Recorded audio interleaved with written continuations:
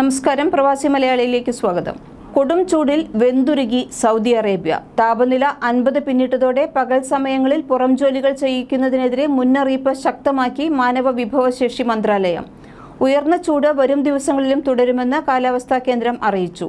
ആഗോള കാലാവസ്ഥാ വ്യതിയാനത്തിന്റെ ഭാഗമായി ലോകരാജ്യങ്ങൾ കടന്നുപോയിക്കൊണ്ടിരിക്കുന്ന കഠിന ചൂടും കാട്ടുതീയും സൗദിയിലും ജാഗ്രതയോടെ നേരിടണമെന്ന് സൗദി പരിസ്ഥിതി മന്ത്രാലയം അറിയിച്ചു. കാട്ടുതീ പടരുന്ന സാഹചര്യങ്ങളിൽ നിന്ന് കരുതലോടെ വിട്ടുനിൽക്കാൻ സ്വദേശികളും വിദേശികളുമായ പൊതുജനങ്ങളോട് സൗദി മന്ത്രാലയം അഭ്യർത്ഥിച്ചിട്ടുണ്ട്.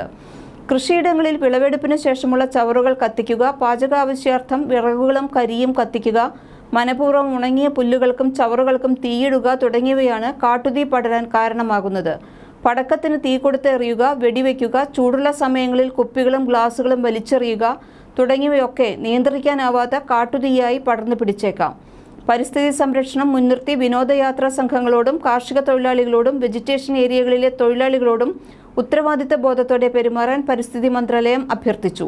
പരിസ്ഥിതി കയ്യേറ്റങ്ങളിൽ പെടുന്ന മരം വെട്ടൽ, അനിയന്ത്രിതമായ കാലിമേക്കൽ, പരിസ്ഥിതി സംരക്ഷണ മേഖലകളിലും മറ്റും തീയിടൽ തുടങ്ങിയവയെല്ലാം സ്വയം നിയന്ത്രിക്കുന്നിടത്തേക്ക് പൊതുബോധം വളർന്നു വരണമെന്നും മന്ത്രാലയം അഭ്യർത്ഥിച്ചിട്ടുണ്ട്.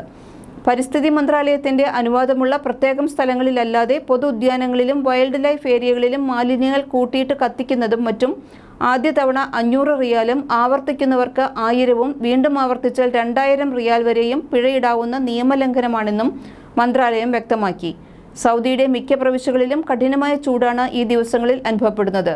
കിഴക്കൻ മേഖലയിലെ ചില നഗരങ്ങളിൽ 49 ഡിഗ്രി വരെയായി ഇന്നലെ താപനില ഉയർന്നിരുന്നു. തലസ്ഥാന നഗരം ഉൾക്കൊള്ളുന്ന മധ്യപ്രവിശ്യയിൽ 46-ഉം ജിദ്ദയിൽ 45-ഉം ഡിഗ്രി വരെ ചൂട് രേഖപ്പെടുത്തി.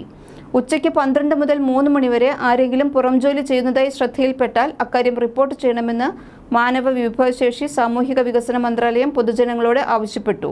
താപനില ഉയരുന്ന സാഹചര്യത്തിൽ മൃഗങ്ങൾക്ക് ചൂടിൽ നിന്ന് പ്രത്യേകം സംരക്ഷണം നൽകാൻ ഉടമകളോട് പരിസ്ഥിതി, ജലം, കൃഷി മന്ത്രാലയം ആവശ്യപ്പെട്ടു. മൃഗങ്ങൾക്കും പക്ഷികൾക്കും ആവശ്യമായ ഭക്ഷണവും വെള്ളവും സ്ഥിരമായി ലഭിക്കുന്നുണ്ടെന്ന് ഉറപ്പുവരുത്തണം. നേരിട്ട് സൂര്യപ്രകാശം ഏൽക്കുന്നില്ല എന്ന് ഉറപ്പുവരുത്തുകയും ചൂടേൽക്കാത്ത പാർപ്പിടം ഒരുക്കുകയും വേണം. ദിവസത്തിൽ ഒരിക്കലെങ്കിലും അവയുടെ അവസ്ഥ പരിശോധിക്കണമെന്നും മന്ത്രാലയം ഉടമകളോട് ആവശ്യപ്പെട്ടു. വരും ദിവസങ്ങളിൽ ചൂട് കൂടുതൽ ശക്തമാകുമെന്നാണ് കാലാവസ്ഥാ നിരീക്ഷണ വിഭാഗത്തിന്റെ മുന്നറിയിപ്പ്. കൂടുതൽ പ്രവാസി വാർത്തകൾക്ക് ഈ ചാനൽ സബ്സ്ക്രൈബ് ചെയ്യൂ.